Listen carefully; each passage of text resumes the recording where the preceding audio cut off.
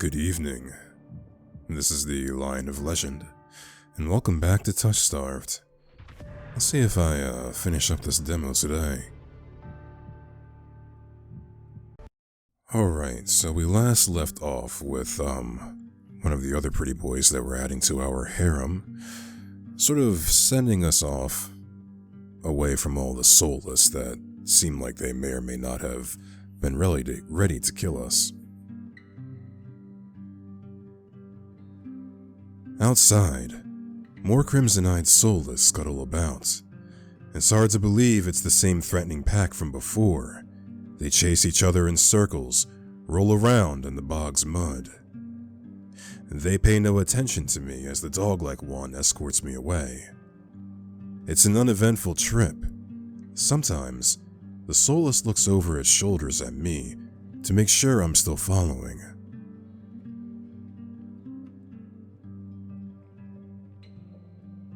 Dusk darkens the sky by the time we reach the city. The soulless sits and looks at me expectantly with familiar crimson eyes. Well, we can try to pet the soulless, that might be fun. As nervous as I am, I carefully glide my fingers through the soulless's tendrils and scratch beneath its chin. Just like Eyes had. It pushes into my palm in response, rumbling with a sound akin to a purr. The vibrations are soothing, almost healing my fatigue. When it's satisfied, the soulless spins around and scampers back in the direction we came, vanishing into the darkness. It's barely my first day in Iridia, and I've already encountered so many things I thought were impossible, tamed soulless being one of them. My head spins. Maybe I should call it a day.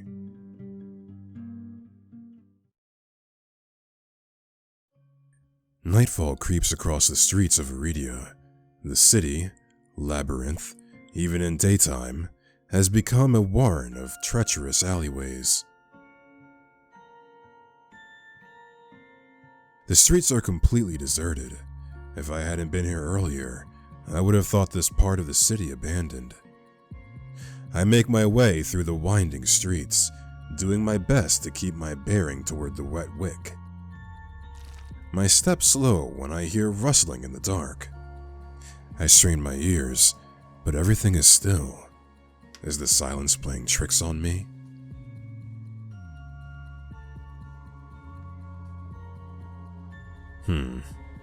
Something is wrong. I know in many horror movies we always say, I'm imagining things, and that's when problems occur. But we're not those people. The fine hairs on the back of my neck prickle, a frisson of discomfort running down my spine. Something is wrong. My eyes dart from one side of the street to the other, searching for movement. But the shadows are deep and dark as pools of ink, and I see nothing.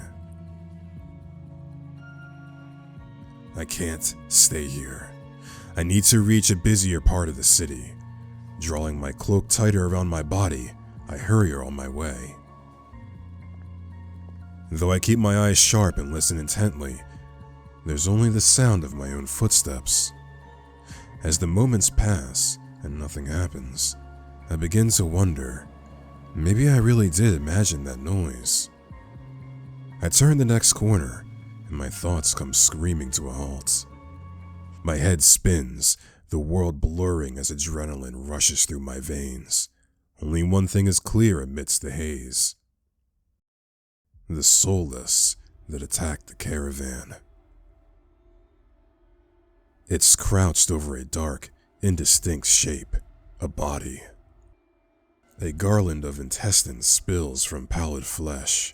Blood grouts the cobblestones. For mercy, the soulless is too distracted by its meal to have noticed me. My feet feel as heavy as stones, but I can't just stand here. Holding my breath, I take a step backwards. When the wet, slurping sounds don't abate, I take another, then another. Then a shard of glass crunches under my heel. The world seems to slow to a crawl as the soulless raises its head, blood dripping from its tendrils. Every single one of its bulging eyes fixed unblinkingly on me. It's really here. It's come back for me. And the only choice we have is to run. I'm off like a shot, running for my life through the darkened streets. Behind me, a piercing bay splits the silence, and heavy footfalls pound after me. My heart thunders in my chest. I take turns at random, trying to lose it in the maze of streets, but I can't seem to shake it. I can hear its breathing now, a wet, fluttering rasp, growing closer and closer. The same claws that severed my arm swipe out. I duck, saved by pure reflex, and skid around a corner. I take 3 running strides before the bottom drops out of my stomach. A wall twice as high as me bars my way, a dead end. When I turn around, the soulless looms in the entry to the alleyway. It's no longer running, and doesn't have to. As it prowls closer, my thoughts race. Some of the buildings lining the streets are lit. There must be people inside. It's a long shot, but... Well, I don't know if anyone's gonna come if we scream for help. We can try the nearest door. I whirl, grabbing at the handle of the closest door. It turns completely, the hinges creaking as I push, and I feel a flash of hope before a weight hits the door from the other side and it slams shut. The click of the lock turning is grimly final. In this wretched world, few people will stick their neck out to help their own flesh and blood, never mind a stranger. The soulless gives a rasping hiss. That's the only warning I get before it lunges for me with a flash of claws. I hurl myself to the side, but the slick cobblestones betray me. I fall, sprawling over the rough stone. As the soulless looms over me, I scramble away from it until my back hits the wall. There's nowhere left to go. It descends on me for the kill. But the impact never comes.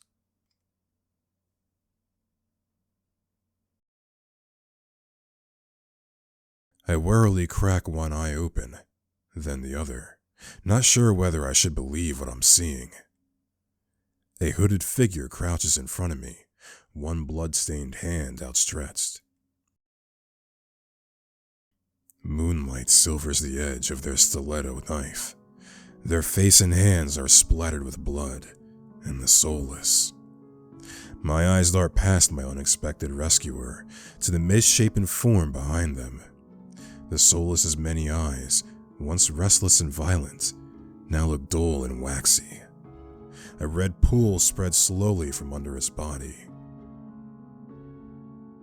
Numb with shock, I can't help but stare. It's dead. After all the people it's killed, after nearly killing me twice, I can hardly believe it. Well? I gingerly take the offered hand. The stranger's gaze dips to my bandages. Pale lips part, on the brink of a question, then close again. With a strength belying their slight frame, they pull me to my feet.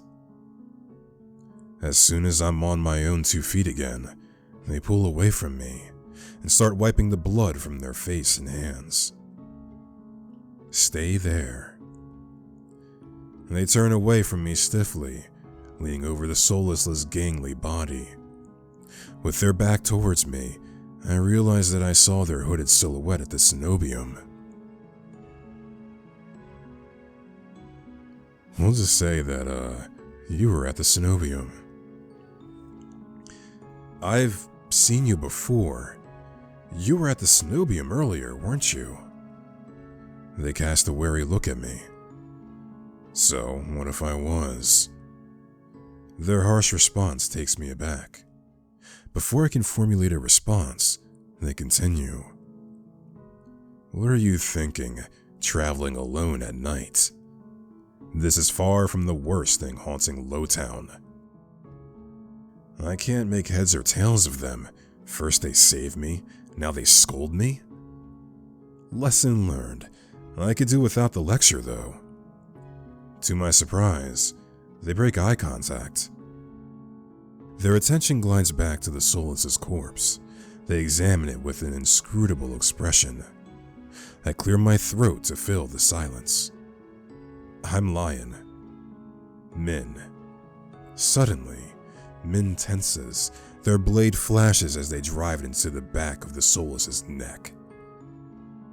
The soulless thrashes once, letting out a rattling hiss as the air leaves its lungs. Min leans on the blade, driving it deeper and deeper, until there's a sickening crunch and the creature goes limp. My heart thuds in my chest. It must have been clinging to life by a thread. Min straightens up, withdrawing their blade in a single smooth motion. Better to put wretched things like this out of their misery. They calmly clean the blood from their knife. That swift, unhesitating lethal strike wasn't the work of an amateur. But they don't act like any of the cold-blooded killers I've seen in the past. Why is a soulless inside the city? Min looks at me, eyes searching, before realization dawns. You're new here. There's no walls around the city. Soulless can come and go as they please until someone is contracted to stop them. The Cenobians' patrols don't bother to protect Lowtown, not anymore. Let me guess, you're not a fan of the Cenobium. I wouldn't go that far. Their brow abruptly furrows, and they sheathe their knife, motioning for me to follow them. It's not safe here. The vultures can smell death. I'm not quite sure what they mean, but I don't want to stay lost in this city. I trail behind them as they stride down the street. If it's so dangerous, then why are you helping me? I came for the bounty on that soulless, and you were in the way. Not killing you isn't the same as helping you. Don't count on being so lucky again, or you'll be dead by sunrise. Their answer is stingingly harsh.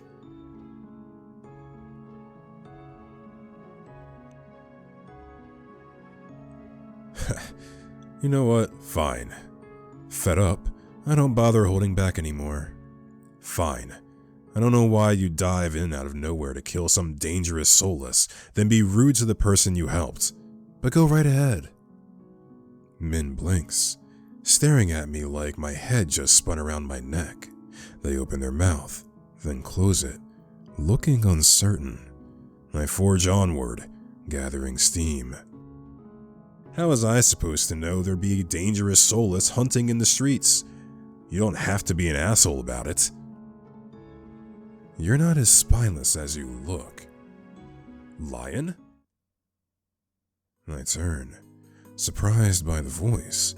Karas walks down the street towards us. His white and gold clothing is pristine, despite the grime of the city. Hello, Min. I see that soulless was your work. Min shrugs. There's a familiarity to the way they regard each other.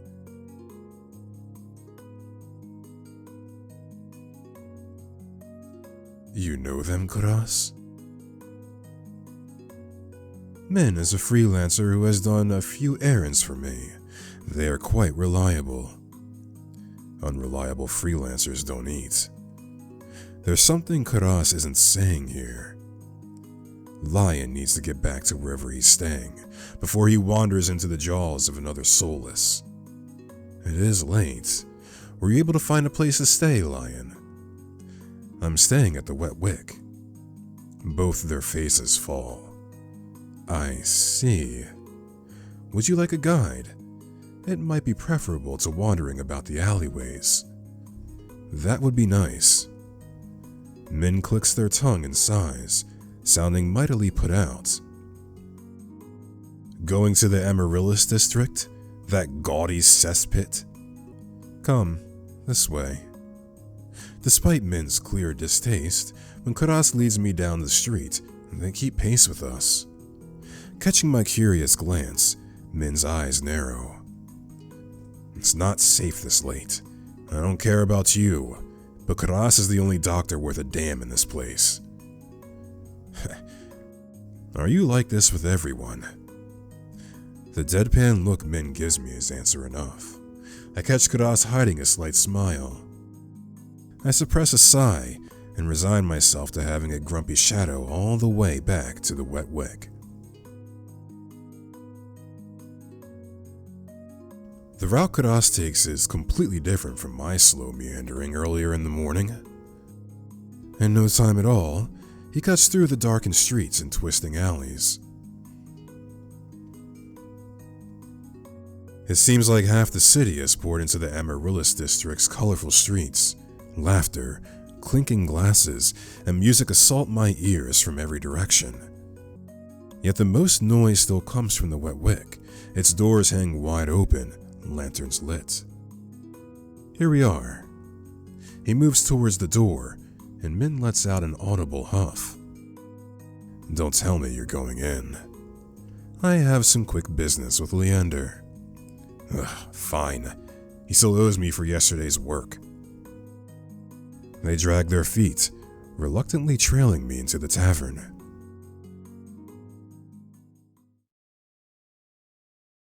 As soon as the door opens, a wave of sticky heat rolls over me. In the hours since I left, the wick has grown suffocatingly crowded. Karas stands out, easily a head taller than most. Even so, I nearly lose sight of him amid the sea of swarming bodies. Pardon me. The crowd parts as though answering his request. Karas glances over his shoulder at Min and me before gliding through. How can anyone breathe in here? Min follows Karas at a clipped pace. Leander is right where I left him, although he's traded places with the bartender. He holds a pair of shot glasses filled to the brim with luminous green liquid. And now for the finishing touch. A flash of magic paints the glasses white with frost. You're never gonna guess what's in these. Leander slides his glasses across the bar, and I get my third and fourth shocks of the evening in rapid succession. Ice leans against the bar, an elbow propped up on the counter. He catches the glasses and lifts one to the light before turning it upside down. The contents, magically congealed, stay firmly in place. You're supposed to make drinks, pretty boy. Don't tell me you're wasted already. Veer, perched on the bar's counter beside Ice, takes a single look at the shot glass and shakes his head. What have we here? A bucket full of boogers, Leander's nose treasure. You've eaten worse. Veer's lips twitch, and his ears flatten when Ice offers him a glass. He turns his cheek with a sniff, and Ice just snickers. Coward. Don't tell me you're actually... In one fluid motion, Ice throws back his head and downs the shot. Drinking that. A dark look crosses Ice's face. It's chewy. Chewy? Wait, let me try again. Behind me, Min grumbles. I told you this place was a nest of degenerates. If it isn't Karas and Min. At the sound of Leander's voice, Min's pale eyes grow wide. They look ready to bolt until Karas sets a hand on their shoulder. I promise this will not take long. Min's eyes dart from Karas's hand to his face, then soften. Fine, you first. While they step forward, I linger behind, struck by a sudden revelation. All of the people I've met today know each other. Good evening, Leander. Ice. Another drinking competition, I presume? Oh, Is it evening already? Could have sworn it was earlier. Just some friendly rivalry, Doctor. Nothing to be afraid of. Karas acknowledges Leander and Ice with the slightest nod, ignoring Veer entirely. Not that Veer seems to mind. He tilts his head and an impish smile curves his lips when he spots Min looming silently behind Karas. I almost didn't see you there, Min. Looking for your booster seat? Min pushes back their hood. They level Veer with a cool look. I thought Ice wasn't allowed to bring his pets in here. Veer's tail gives an angry twitch.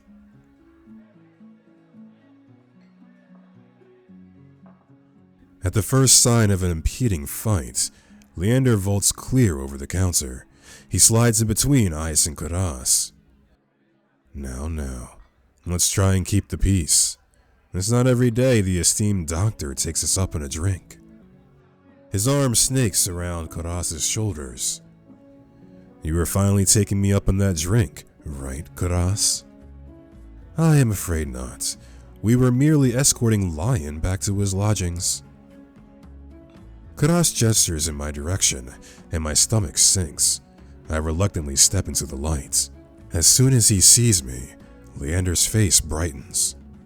Lion, it's been too long. Everyone, this is Lion. He's new to Iridia. I feel 5 pairs of eyes fix onto me, and suddenly the bar feels suffocatingly small. My voice nearly catches in my throat.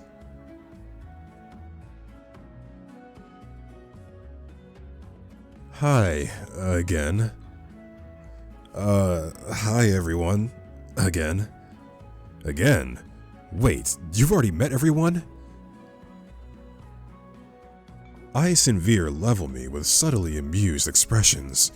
Veer's tail gives a lazy wag. We did. Not that long ago either. I'm starting to suspect he's stalking me. He looks far too pleased with himself when I roll my eyes. This calls for drinks. What does everyone want? In an instant, all eyes turn to Leander, freeing me from the burden of attention. I still can't believe they all know each other. Watching them talk amongst themselves feels surreal. But for the first time since I undertook the journey to Iridia, I felt a faint glimmer of hope. I think, no, I know I was meant to meet them. The low, pleasant rumble of Leander's laughter pulls me from my restless thoughts. Ha! Well, color me surprised. You make friends fast, Lion. I wouldn't go that far. We're more like acquaintances. A wise man once said that acquaintances are merely friends you haven't shared a drink with yet. A wise man? You said that here last week. I can hear Min's lip curl with distaste from across the bar. Leander clears his throat and continues, unperturbed. Let's toast the Lion's health. Care to join in, Doctor? Karas politely declines with a wave of his hand. How about you, Min? No. Are you? No. A resounding pop pierces the din of the bar. We all turn in the direction of the noise. Veer looks almost bashful as he accepts an overflowing flute from the bartender, poured from a bottle so old its label has been worn blank. They serve champagne here? Since when? Veer pauses in the middle of licking champagne foam from his fingers with a coy smile. You don't mind, do you? In a transformation as impressive as his magic trick, the concern on Leander's face vanishes. He laughs softly. No, be my guest. I know you've got expensive taste. Then, he shoots the bartender a frantic look. Unbothered or uninterested in his company, Eyes cants his head at me, a light smile on his lips. How about you, Sparrow? I did say I'd buy you a drink earlier. No. My treat. Eyes regards Leander over the lip of his glass. In the dim light, the glint in his crimson eyes looks downright dangerous. What'll it be, Lion?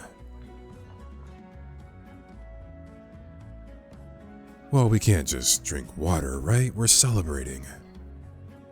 I'll take you up on that drink, as long as it's not one of those green shots. Don't knock them till you've tried them. They taste better than they look. Somehow, I doubt that, but I hold my tongue long enough for Leander to go behind the bar. He's lying, isn't he? When I glance at Ice, he only shrugs. Like I said, they were chewy, probably poisoned too. He considers his own drink a tumbler of amber-colored whiskey. Leander's tried to kill me a dozen times by now. It's always a gamble. Veer clicks his tongue in disapproval. When he finally looks my way, it's with a half-lidded gaze softened by his third glass of champagne. Were I you, I wouldn't let Leander put anything in my mouth. He fans his fingers over his chest, voice dripping with fake reverence. The Wet Wick is one of the finest drinking establishments in all of Iridia. While you're here, you may as well partake of the signature watered-down drinks and stale nut leather. He sweeps his hand towards a chipped ceramic bowl filled with spindly, speckled jerky that I can only assume is nut leather.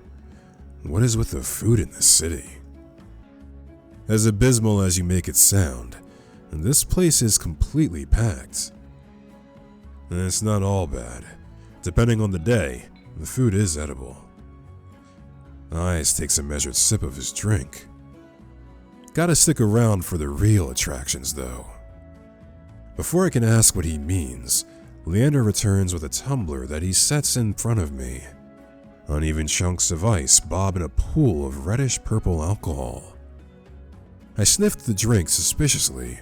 To my relief, this time all I smell is the sharp, clean scent of gin with an undercurrent of fermented fruit. Relax, it's just the local specialty, plum gin. Although if you're feeling more adventurous. I shake my head. Leander wraps his knuckles against the bar until the group falls silent. Alright everyone, let's toast. May Lion's stay in Iridia be full of bright adventures and discoveries. Cheers. Leander, Ice, and Veer raise their glasses in unison. Min only crosses their arms, and Karas watches with polite indifference. I tip back my drink. The plum gin is eye-wateringly strong. Despite its sharp, medicinal edge, it goes down smooth. One sip softens the edges of my vision. The next fades the din of the crowded bar into a low, persistent murmur.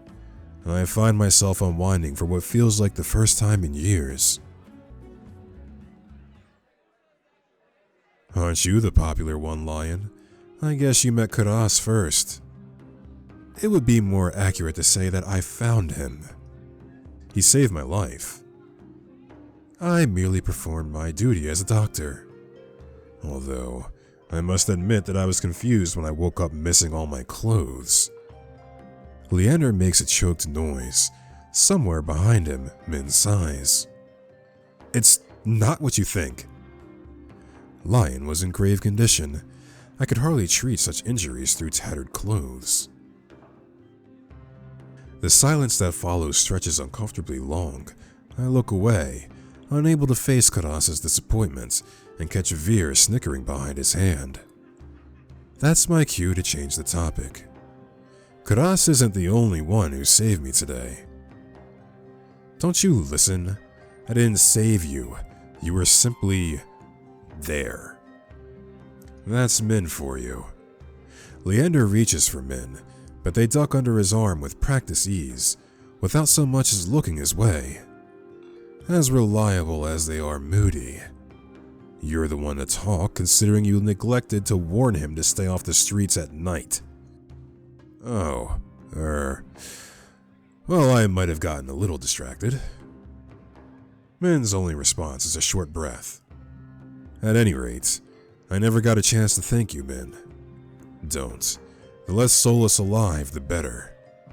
For a heartbeat, Min's eyes flick towards Ice, and their lips twist.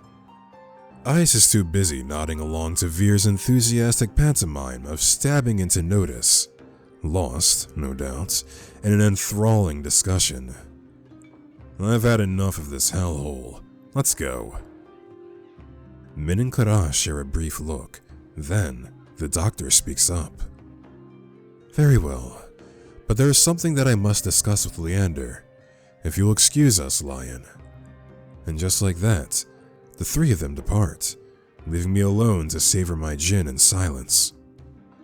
Or so I think, until I hear a voice so soft and low it's practically a purr. Lost your tour guide. I turn to find crimson and pink eyes trained on me. It's not lost on me that they chose the instant the others left to strike. Just my luck. I had to be abandoned with the two most irritating people I've met all day. Monsters or not, there's no telling what I'll do if either of them push me again. Don't tell me Leander already snuck off to get his knob slobbered out back. He's got business with Claras and Min. 2-on-1 business, isn't he lucky? I can't tell if it's the champagne or the company, but Veer has grown noticeably more relaxed. He sits with his chin propped on the back of his hand. His ears twitch whenever a hiccup shakes his shoulders. Why are you so far away? Come, join us. He pats the empty bar stool beside Ice, but I hesitate. The smile Veer wears is sweet and distinctly sigh, and with his drinks in the mix, I dread how he and Ice will mess with me next. We don't bite. I'm not sure about that. Just hours ago, he tried to rob me, and you threatened me. Me? Steal? Surely you must be mistaken. You sure it was me? Yes, it was you. And then you had the gall to kick me out just so you could go drinking. He gives me another one of his shrugs. I was lonely. A simpler answer than I expected, but I guess I can't fault him for that. Veer suddenly slumps forward, gossamer sleeves pulling where he rests his elbows on his knees. Ice sets his hands on Veer's waist, narrowly preventing him from tipping off the counter. How about we start fresh? Begin with proper introductions, get off on the right foot and whatnot. I'll start. The name's Veer, hunter extraordinaire. Veer's right hand flutters to his chest, and he bows his head, flinching when hair falls into his eyes. Ice doesn't say anything, so I suppose it's my turn now.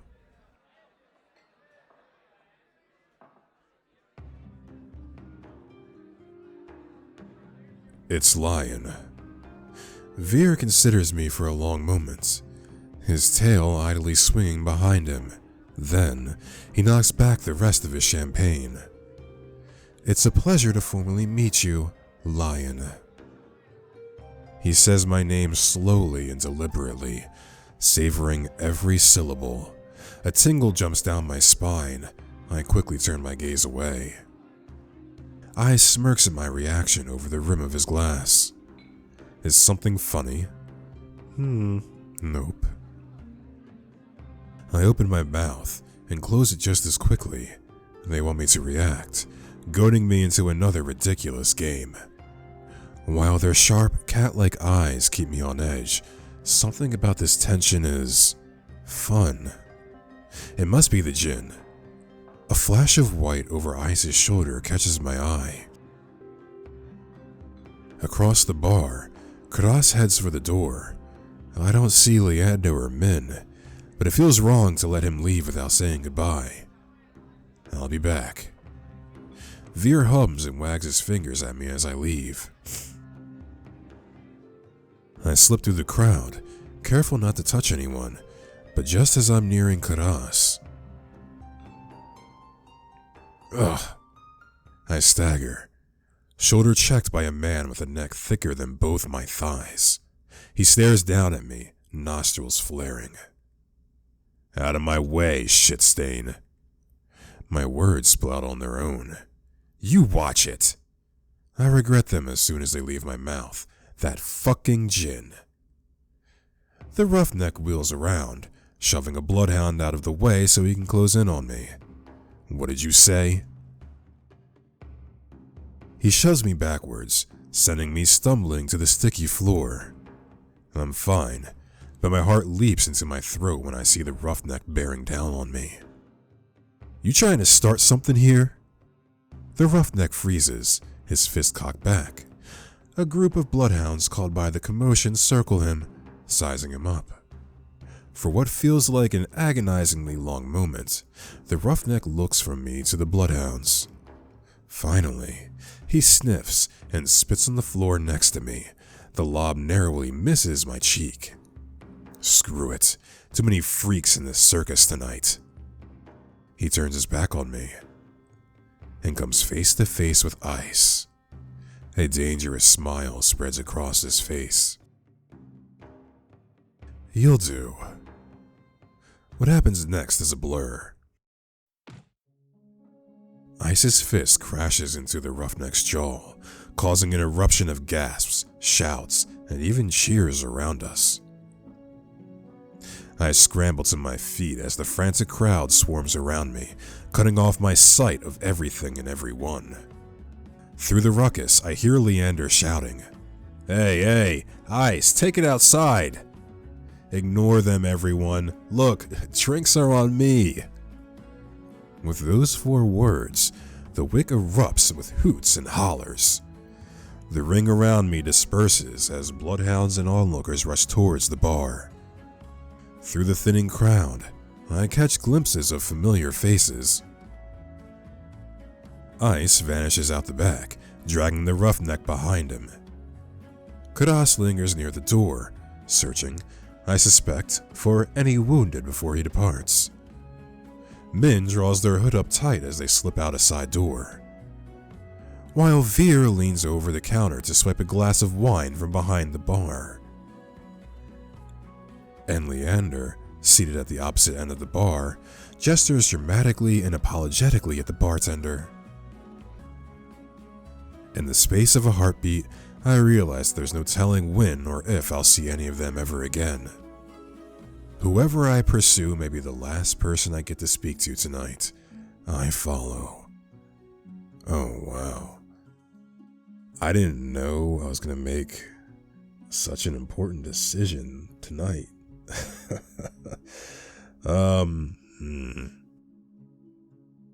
Guess I should save. Oh boy. This is, what do I do? What do I do? What do I do? What do I do? I'm gonna follow Ice.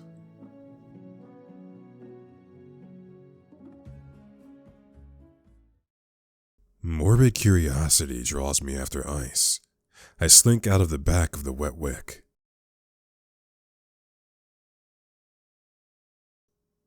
The alley's dead silent.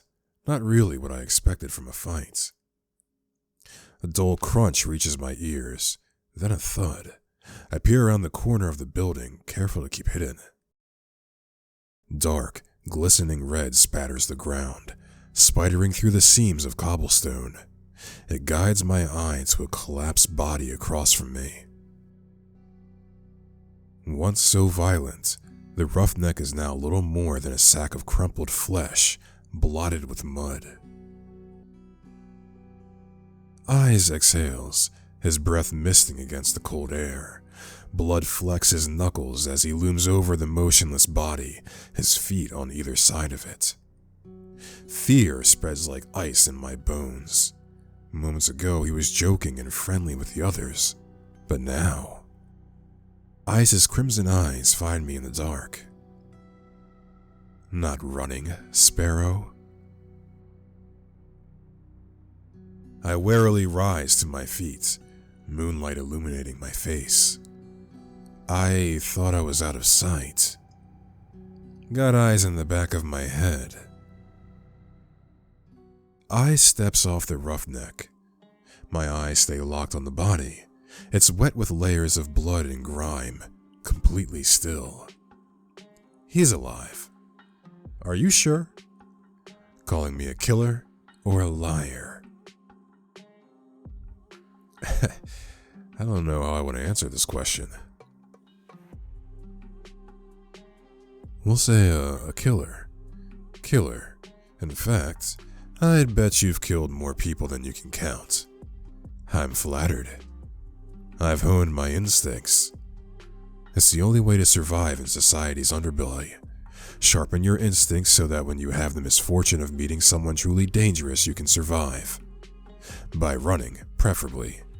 Yet, here I am, still standing in front of ice. You scared? You won't hurt me. It comes out more like a question. His eyes flick down my body, then up again. Not like him, at least. His bloody knuckles catch my attention. He tries to rub them clean, but ends up smearing the blood around more. I keep making bad impressions on you. I didn't know you cared about my opinion. Just prefer you didn't piss yourself when we walk. Annoyance bubbles in my chest. Well, I'm not pissing myself, even with your bad impressions. Like the first time we met, ice chips away at my fear, replacing it with irritation instead. Ice kneels beside the roughneck and frisks him. I can't help but wonder if the crime was worth the punishment, but I hold my tongue.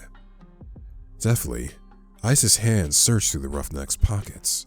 It doesn't take him long to find his prize, a cigarette and a matchbox. He strikes a match. Sparks light up his angular features with a golden glow. It's distracting for a moment, but my gaze inevitably drops back to the muddy body.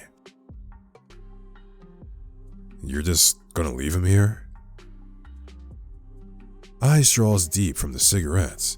He exhales heavily, smoke curling past his lips.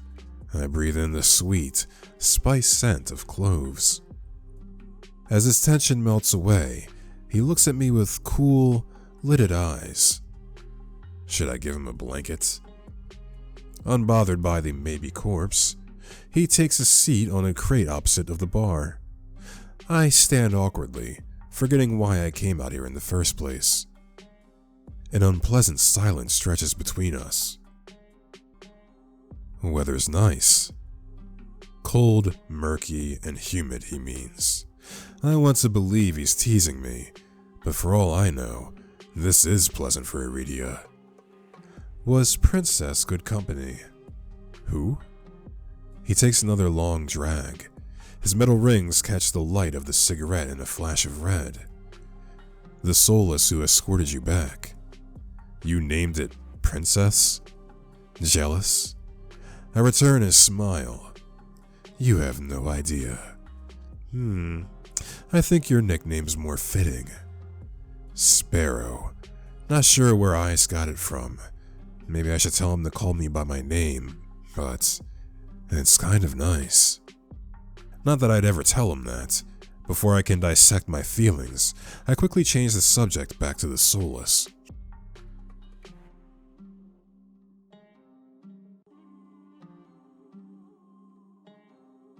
I'm surprised I survived. Half expected it to maul me with my back turned. She's well trained, food motivated type, won't bite unless she's hungry. Sounds about right.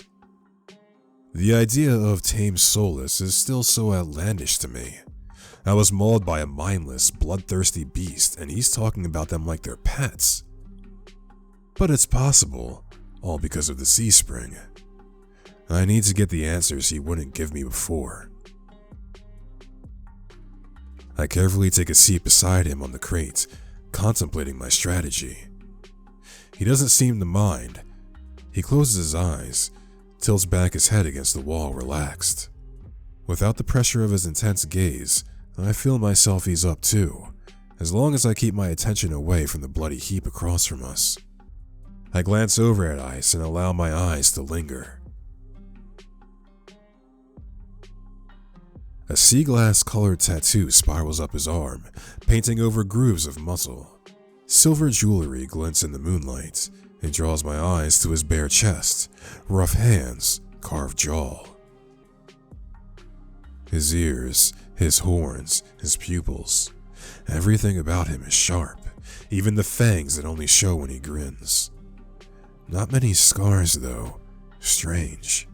Save for the one cut through his brow, Eyes is unmarked for how seasoned he acts. What's your verdict? I whip my head in the opposite direction. What verdict? Got a long, good look? Are you impressed, or do I need work? My face grows hot.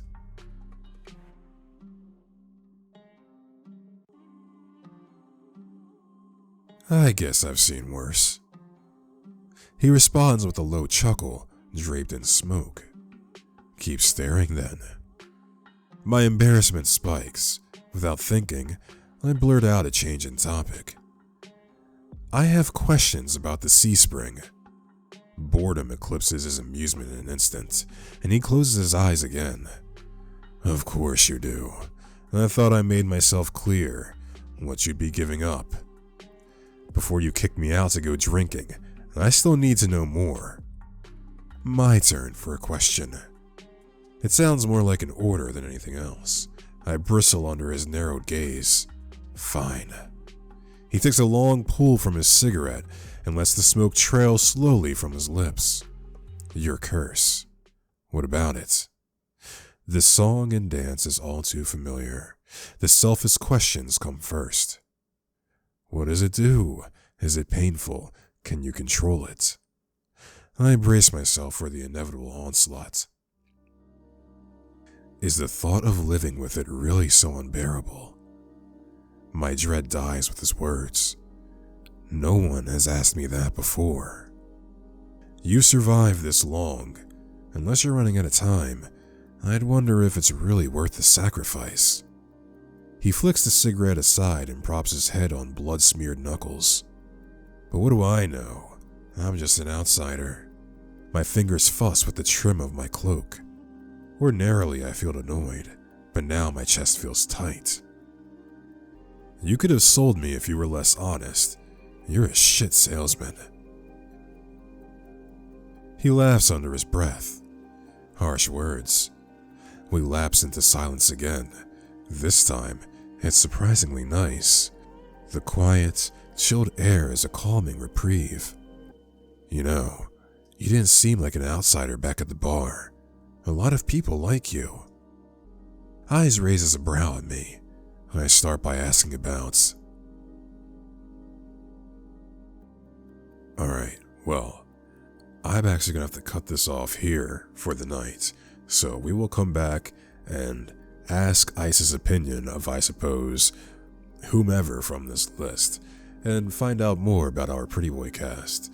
That all being said, if you like this video, go ahead and give this a like, comment, subscribe, share the video, or do a combination of any of those. I would appreciate any of that. And until next time, y'all have a great night.